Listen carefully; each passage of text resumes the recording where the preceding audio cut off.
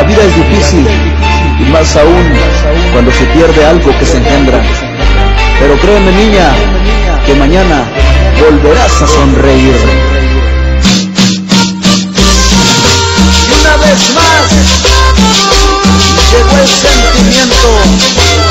Hace un viaje de García Guerrero. Oye, oye, y este es un éxito más de publicidades. Adelina, el doctor.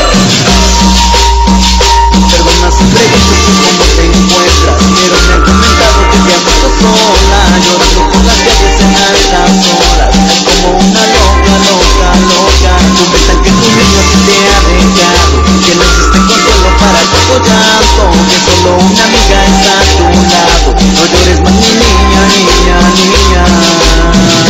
Son de amores, amores que matan, amores que ríen, amores que lloran, amores que marcan. Son de amores, amores que engañan, amores que agobian, amores que juegan, amores que faltan.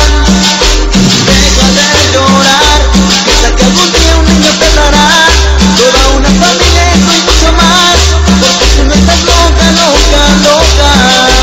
Deja de llorar, sécate esas lágrimas de cristal, que tiempo volverá seguro a rescatar toda esa fantasía, fantasía.